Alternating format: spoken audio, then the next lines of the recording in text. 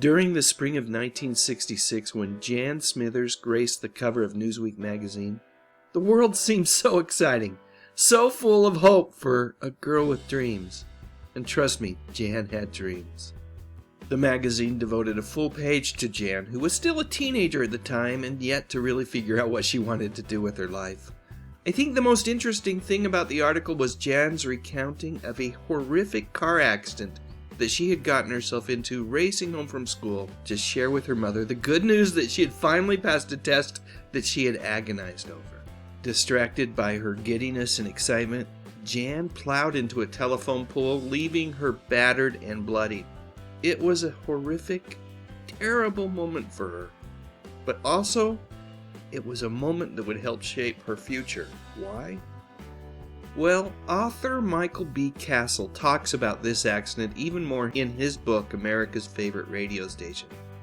In that book, he says that Jan remembers lying there in the hospital in excruciating pain and hearing all sorts of voices. One voice in particular belonged to one of the attending nurses on the floor who unwittingly caused her as much pain as her broken jaw when she said, "Oh, that's too bad. She used to be such a pretty girl." Used to be. Jan was dumbfounded at such an insensitive comment. How could someone be so callous and cruel? Over the course of the next few months, Jan would heal, with the only remnant of the accident being a small scar on her chin. And during that period of recovery, Jan made both good and bad decisions. For some reason that she can't even really explain, she went back to an old boyfriend who wasn't good for her self-esteem. But somewhere along the way, she realized her mistake and course-corrected and vowed to prove that nurse wrong. The truth about Jan's car accident is that whether she knew it back then or not, it set the course for the rest of her life. She was a fighter, and she realized that no matter what, she would not let that event or those words define her. Although Jan had done some modeling, she knew she wanted to be on television, and so she started auditioning for commercials. The image you see right here is from a TV commercial that not only had Jan in it, but Suzanne Summers as well. All across the country, people drive and smile, knowing that STP is with them every mile. STP oil treatment has this worthy goal, longer lasting engines, so roll under control. STP,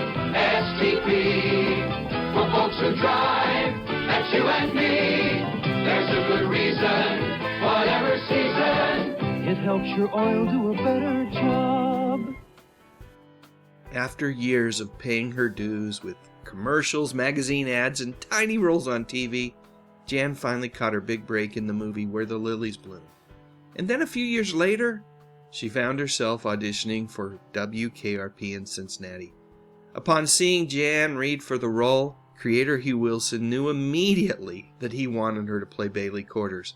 Jan reminded him of his wife, a bit shy and introverted, but intelligent and strong. Exactly the traits that he wanted for that character. You know, as brilliant as Hugh Wilson was, I don't think he really understood what a perfect job of casting he had done with Jan, as well as the entire cast of the show. Friday night on WKRP, Bailey is determined to write the best story ever, but less gets in the way. You're not ready for field reporting. Who is not ready?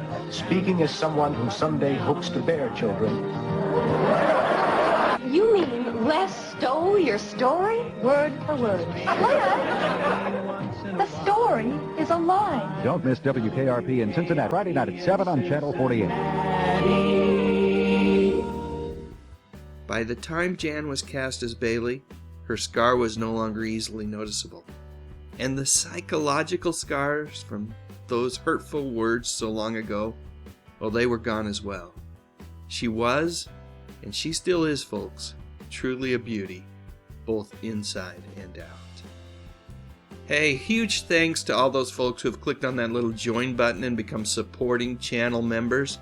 Along with advance access to videos and exclusive live streams, they have my appreciation. And to everyone who watched this video all the way to the very end, thank you as well. If you enjoyed the video, feel free to give it a like or maybe even subscribe to the channel.